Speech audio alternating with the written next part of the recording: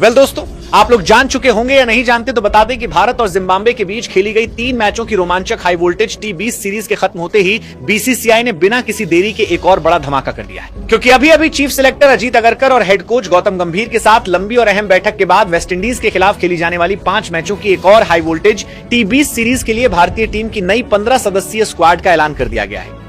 और इस नई स्क्वाड में 4 से 5 ऐसे बड़े और हैरान कर देने वाले बदलाव देखने को मिले हैं जिसने पूरे क्रिकेट जगत में हलचल मचा के रख दी। जी हां क्रिकेट प्रेमियों, अभी अभी भारतीय टीम ने जिम्बाब्वे को उसी की धरती पर शानदार अंदाज में हराकर 3 मैचों की T20 सीरीज अपने नाम कर ली है। और सबसे बड़ी बात यह कि लगातार चली आ रही हार के सिलसिले को भी आखिरकार खत्म कर दिया। टीम इंडिया ने दमदार वापसी करते हुए साबित कर दिया कि ये टीम किसी भी परिस्थिति में वापसी करना अच्छी तरह जानती। लेकिन दोस्तों, असली धमाका तो इसके बाद हुआ, क्योंकि जिम्बाब्वे के खिलाफ T20 सीरीज खत्म होने के कुछ ही घंटों बाद बीसीसीआई ने चीफ सिलेक्टर अजीत अगरकर और हेड कोच गौतम गंभीर के साथ लंबी और अहम बैठक करने के बाद वेस्टइंडीज दौरे के लिए भारतीय टीम की नई 15 सदस्यीय खतरनाक स्क्वाड का आधिकारिक तौर पर ऐलान कर दिया है। जी हां, अब टीम इंडिया वेस्टइंडीज का बड़ा दौरा करने वाली है, जहां उसे पहले 5 मैचों की धमाकेदार हाई वोल्टेज T20 सीरीज खेलनी और उसके बाद वनडे सीरीज में भी वेस्टइंडीज से 2-2 हाथ करने। हालांकि वनडे सीरीज के लिए अभी तक टीम इंडिया की कोई घोषणा नहीं हुई है, लेकिन वेस्टइंडीज से 5 मैचों की T20 सीरीज के लिए बीसीसीआई ने अभी भारतीय टीम की नई 15 सदस्य खतरनाक स्क्वाड का आधिकारिक तौर पर ऐलान कर दिया है।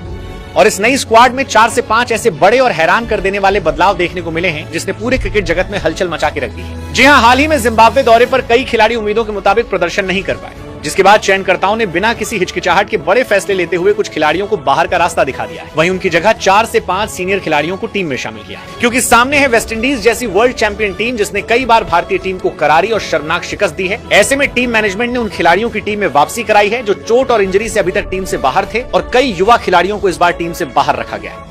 और दोस्तों, इस समय सबसे ज्यादा चर्चा जिस खिलाड़ी की हो रही है वो है टीम इंडिया के 360 डिग्री कहे जाने वाले सूर्य कुमार यादव। जी हां, सूर्य कुमार यादव संजू सैमसन समेत 4 से 5 सीनियर खिलाड़ियों की टीम में वापसी होने जा रही है। और अगर ऐसा होता है तो वेस्टइंडीज के गेंदबाजों के लिए ये किसी बड़ी चेतावनी से कम नहीं होगा। इतना ही नहीं दोस्तों, इस नई स्क्वाड में अनुभवी तेज गेंदबाज मोहम्मद सिराज और भुवनेश्वर कुमार के नाम को लेकर भी जबरदस्त चर्चा तेज हो गई। क्रिकेट फैंस लगातार उम्मीद जता रहे हैं कि वेस्टइंडीज की उछाल भरी पिचों पर भुवनेश्वर कुमार और सिराज जैसे अनुभवी गेंदबाज की वापसी भारतीय टीम को और भी ज्यादा मजबूत बना सकी। अगर उन्हें मौका मिलता है तो नई गेंद से वो वेस्टइंडीज बल्लेबाजों के लिए बड़ी परेशानी खड़ी कर सकते हैं। यानी साफ है दोस्तों कि इस बार चयनकर्ताओं ने अनुभव और युवा जोश का ऐसा शानदार मिश्रण तैयार किया है जिसे देखकर हर कोई हैरान रह गया है। एक तरफ संजू सैमसन, सूर्य कुमार यादव जैसे अनुभवी मैच विनर की वापसी, दूसरी तरफ वैभव सूर्यवंशी जैसे युवा खिलाड़ियों पर भरोसा और साथ ही कई नए चेहरों को मौका। यही वजह है कि इस बार की भारतीय टीम पहले से कहीं ज्यादा खतरनाक और संतुलित नजर आ रही है। अब सबसे बड़ा सवाल यही है, आखिर वेस्टइंडीज दौरे के लिए बीसीसीआई ने किन 15 खिलाड़ियों को भारतीय टीम के स्क्वाड में शामिल किया है? किसे मिली है कप्तानी? कौन होगा उप कप्तान? क्या सच में संजू सैमसन, सूर्य कुमार यादव की होने जा रही है टीम में वापसी? इन सभी सवालों का जवाब आपको इस वीडियो में आगे विस्तार से मिलने वाला है। साथ ही हम आपको बताएंगे वेस्टइंडीज दौरे के लिए भारतीय टीम की पूरी 15 सदस्यीय फाइनल स्क्वाड, साथ ही साथ नया कप्तान, उप कप्तान और उन खिलाड़ियों के बारे में जिन पर इस समय पूरे देश की नजरें टिकी हुई हैं। लेकिन उससे पहले दोस्तों, आप सभी से एक बड़ा सवाल, आपके हिसाब से वेस्टइंडीज के खिलाफ 5 मैचों की हाई वोल्टेज T20 सीरीज के लिए टीम इंडिया का कप्तान किसे बनाया जाना चाहिए? क्या एक बार फिर सूर्य कुमार यादव को कप्तानी की जिम्मेदारी मिलनी चाहिए या फिर श्रेयस अय्यर पर ही भरोसा बरकरार रखना चाहिए? और आपको क्या लगता है, क्या सूर्य कुमार यादव अभी भी टीम इंडिया की कप्तानी करने के सबसे बड़े दावेदार हैं? क्या उनकी टीम में वापसी होनी चाहिए या फिर भविष्य को देखते हुए श्रेयस अय्यर को लगातार कप्तानी का मौका दिया जाना चाहिए? अपनी कीमती रहे नीचे कमेंट बॉक्स में जरूर बताइए। तो चलिए दोस्तों, अब ज्यादा समय ना लेते हुए इस हाई वोल्टेज दिलों की धड़कन बढ़ा देने वाली वीडियो में आगे बढ़ते हैं, क्योंकि ये कोई आम T20 सीरीज नहीं होने वाली। इस T20 सीरीज में आपको देखने को मिलेगा भारत और वेस्टइंडीज के बीच वो मुकाबला जो शायद ही अभी तक आपने देखा। भारतीय टीम की चुनौती होगी वेस्टइंडीज को उसी के घर में हराकर T20 सीरीज में धमाकेदार जीत दर्ज करना, जिसके लिए बीसीसीआई ने टीम में ऐसे ऐसे खिलाड़ी शामिल किए हैं जिनके अंदर ये कारनामा करने की क्षमता मौजूद है। और उससे भी बड़ी बात, टीम इंडिया के 360 डिग्री कहे जाने वाले सूर्य कुमार यादव की टीम में धमाकेदार वापसी हो चुकी है। इसका मतलब इस बार भारतीय टीम एक नए अंदाज के साथ मैदान में उतरने वाली है। तो चलिए अब ज्यादा समय ना लेते हुए सीधे बात करें। वेस्टइंडीज के खिलाफ 3 मैचों की T20 सीरीज के लिए भारतीय टीम की वो नई 15 सदस्य खतरनाक स्क्वाड जो वेस्टइंडीज को उसी की धरती में धूल चटाने के लिए तैयार है। लेकिन उससे पहले चलिए एक नजर भारत और वेस्टइंडीज के बीच T20 सीरीज के शेड्यूल पर डालें। आखिर ये मुकाबला कितने तारीख को खेले जाएंगे, किस मैदान में खेले जाएंगे और क्या रहने वाला है समय? तो दोस्तों, आपको बता दें कि जिम्बाब्वे के खिलाफ 3 मैचों की धमाकेदार T20 सीरीज अपने नाम करने के बाद अब भारतीय टीम अपने अगले और सबसे बड़े मिशन के लिए पूरी तरह तैयार हो चुकी है, क्योंकि अब टीम इंडिया वेस्टइंडीज का बड़ा दौरा करने वाली है, जहां भारत और वेस्टइंडीज के बीच 5 मैचों की धमाकेदार हाई वोल्टेज T20 सीरीज खेली जाएगी। क्रिकेट फैंस के लिए यह सीरीज किसी महा मुकाबले से कम नहीं होने वाली, क्योंकि दोनों ही टीमें दुनिया की सबसे खतरनाक T20 टीमों में गिनी जाती हैं। और दोस्तों, इस रोमांचक जंग की शुरुआत होगी 27 सितंबर 2026 से, जब भारत और वेस्टइंडीज के बीच पहला टी20 मुकाबला केंसिंगटन ओवल, ब्रिजटाउन, बारबाडोस में खेला जाएगा। ये वही मैदान है जहां कई ऐतिहासिक और रोमांचक मुकाबले खेले जा चुके हैं। वेस्टइंडीज का ये केंसिंगटन ओवल बल्लेबाजों और तेज गेंदबाजों दोनों के लिए शानदार माना जाता है। ऐसे में पहले ही टी20 मुकाबले में भारत और वेस्टइंडीज के बीच एक महाजंग देखने को मिलेगी, जहां रनों की बरसात होगी और छक्के चौकों की गूंज पूरे स्टेडियम में सुनाई देगी। इसके बाद इस हाई वोल्टेज सीरीज का दूसरा मुकाबला 30 सितंबर 2026 को क्वींस पार्क ओवल, त्रिनिदा में खेला जाएगा। वहीं इसके बाद तीसरा टी20 मुकाबला 3 अक्टूबर 2026 को सबीना पार्क, किंगस्टन, जमैका में खेला जाएगा। इसके बाद चौथा टी20 मुकाबला 6 अक्टूबर 2026 को Daren Sammy national cricket stadium, Gros आइलैंड, सेंट लूसिया में आयोजित होगा। और फिर इस 5 मैचों की हाई वोल्टेज टी20 सीरीज का 5वां और आखिरी मुकाबला 9 अक्टूबर 2026 को sir Vivian Richards stadium, north sound, Antigua में खेला जाएगा। यानी दोस्तों, इस बार टीम इंडिया को वेस्टइंडीज के 5 अलग अलग और बेहद चुनौतीपूर्ण मैदानों पर अपनी ताकत दिखानी होगी, जहां हर मुकाबला किसी फाइनल से कम नहीं होने वाला और हर मैदान पर भारतीय खिलाड़ियों की कड़ी परीक्षा होने वाली है। अब दोस्तों बात करते हैं सीरीज के समय की, क्योंकि इस बार वेस्टइंडीज दौरे को लेकर भारतीय क्रिकेट फैंस के बीच सबसे ज्यादा उत्सुकता मैच टाइमिंग को लेकर बनी हुई है। जी हां दोस्तों, भारत और वेस्टइंडीज के बीच खेले जाने वाले इन 5 टी20 मुकाबलों का समय भारतीय समयानुसार शाम 7:30 बजे से रहने वाला है। यानी इस बार भी क्रिकेट फैंस को शाम के समय लगातार 5 बड़े मुकाबलों का रोमांच देखने को मिलेगा। इसलिए मैच का समय अभी से नोट कर लीजिए, ताकि टीम इंडिया का एक भी मुकाबला मिस ना हो। अब अगर लाइव टेलीकास्ट की बात करें, यानी भारत और वेस्टइंडीज के बीच ये 5 टी20 मुकाबले टीवी और मोबाइल पर लाइव कहां देखने को मिलेंगे, तो टेंशन लेने की बिल्कुल भी जरूरत नहीं है। अगर आप टीवी पर इस हाई वोल्टेज सीरीज का आनंद लेना चाहते हैं, तो सभी मुकाबलों का सीधा प्रसारण स्टार स्पोर्ट्स नेटवर्क के चैनलों पर देखने को मिलेगा। वहीं अगर आप मोबाइल में कहीं भी लाइव मैच देखना चाहते हैं, तो इस पूरी टीवी सीरीज की live streaming Sony LIV app पर उपलब्ध रहेगी। अब दोस्तों, ये हो गई बात शेड्यूल, मैच टाइमिंग और लाइव स्ट्रीमिंग की। अब अगर भारत और वेस्टइंडीज के बीच अब तक खेले गए टी20 मुकाबलों के हेड टू हेड रिकॉर्ड की बात करें, क्या इस बार भी टीम इंडिया अपना शानदार प्रदर्शन बरकरार रख पाएगी, या फिर वेस्टइंडीज की टीम अपने घरेलू मैदान पर भारतीय टीम को कड़ी चुनौती देकर सीरीज अपने नाम करेगी? आखिर इस हाई वोल्टेज टी20 सीरीज में किस टीम का पलड़ा ज्यादा भारी नजर आ रहा है? तो दोस्तों, आपको बता दें कि भारत और वेस्टइंडीज के बीच अब तक कुल 37 अंतर्राष्ट्रीय टी20 मुकाबले खेले जा चुके हैं। इनमें भारतीय टीम ने शानदार प्रदर्शन करते हुए 22 मुकाबलों में जीत दर्ज की है, जबकि वेस्टइंडीज की टीम 12 मुकाबले जीतने में सफल रही है। वहीं 3 मुकाबलों का कोई नतीजा नहीं निकल सका। यानी अगर सिर्फ हेड टू हेड रिकॉर्ड की बात करें, तो यहां टीम इंडिया का पलड़ा वेस्टइंडीज पर थोड़ा भारी नजर आता है। लेकिन दोस्तों, क्रिकेट सिर्फ पुराने आंकड़ों के भरोसे नहीं जीता जाता। हर नया मुकाबला अपने साथ नई चुनौती, नया दबाव और नए हालात लेकर आता है।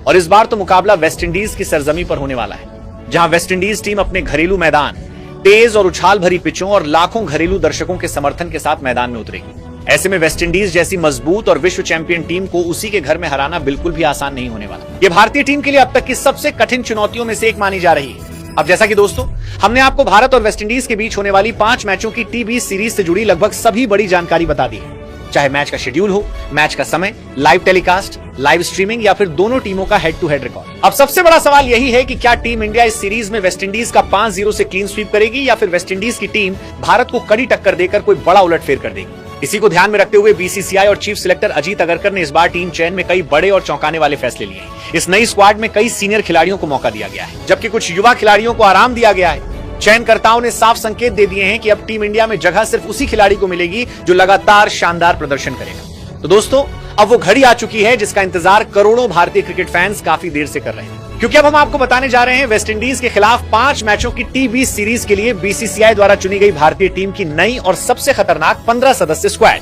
आखिर किस खिलाड़ी को मिला टीम इंडिया में मौका? कौन बना नया कप्तान? किससे मिली कप्तानी की जिम्मेदारी? किन खिलाड़ियों की हुई धमाकेदार वापसी? कौन हुआ टीम से बाहर? और कैसी होगी भारत की संभावित प्लेइंग 11? तो चलिए दोस्तों, बिना समय गंवाए वीडियो के सबसे रोमांचक हिस्से की ओर बढ़ते हैं और जानते हैं वेस्टइंडीज के खिलाफ 5 मैचों की टी20 सीरीज के लिए भारतीय टीम की पूरी 15 सदस्य स्क्वाड के बारे में। तो दोस्तों, अगर वेस्टइंडीज के खिलाफ 5 मैचों की टी20 सीरीज के लिए टीम इंडिया के 15 सदस्यीय स्क्वाड की बात करें, तो सबसे पहले BCCI ने टीम में 2 सलामी बल्लेबाजों को टीम में शामिल किया है, जिसमें सबसे पहला नाम आता है टीम इंडिया के विस्फोटक सलामी बल्लेबाज अभिषेक शर्मा का। अभिषेक शर्मा पिछले कुछ समय से शानदार फॉर्म में नजर आ रहे हैं और अपनी आक्रामक बल्लेबाजी से किसी भी गेंदबाजी आक्रमण की धज्जियां उड़ाने का दम रखे। पावर प्ले में तेजी से रन बनाना उनकी सबसे बड़ी ताकत मानी जाती है। ऐसे में वेस्टइंडीज के खिलाफ भी टीम इंडिया को उनसे एक धमाकेदार शुरुआत की पूरी उम्मीद रहने वाली है। वहीं दूसरा नाम आता है 15 साल के युवा सनसनी वैभव सूर्यवंशी का। बेहद कम उम्र में अपने बेखौफ अंदाज और विस्फोटक बल्लेबाजी से वैभव ने पूरी क्रिकेट दुनिया का ध्यान अपनी ओर खींचा है।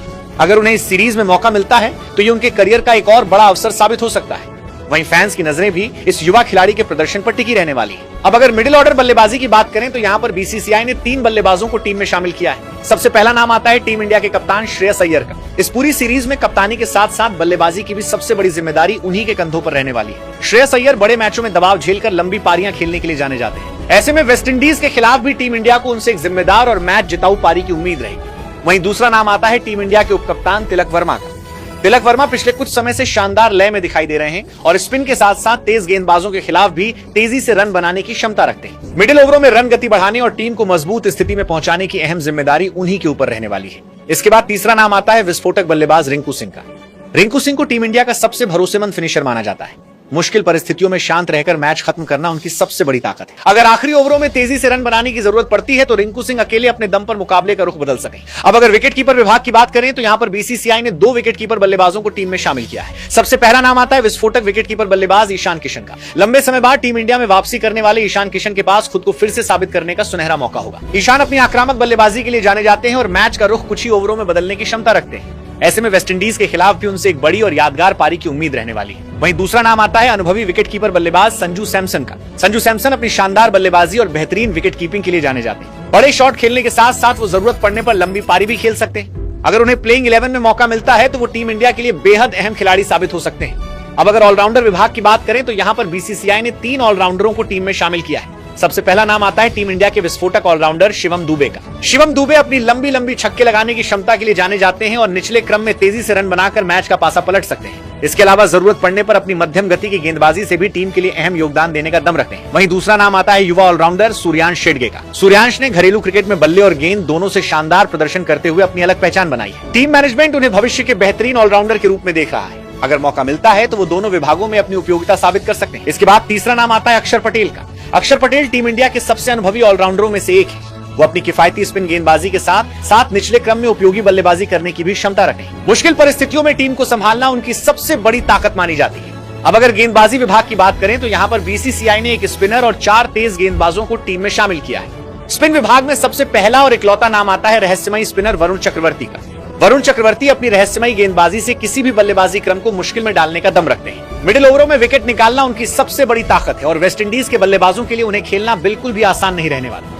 वहीं तेज गेंदबाजी विभाग में सबसे पहला नाम आता है युवा तेज गेंदबाज प्रिंस यादव का। प्रिंस यादव लगातार अपनी रफ्तार और शानदार गेंदबाजी से प्रभावित कर रहे हैं। अगर उन्हें डेब्यू का मौका मिलता है तो सभी की नजरें उनके प्रदर्शन पर रहने वाली हैं। इसके बाद दूसरा नाम आता है अनुभवी तेज गेंदबाज मोहम्मद सिराज का।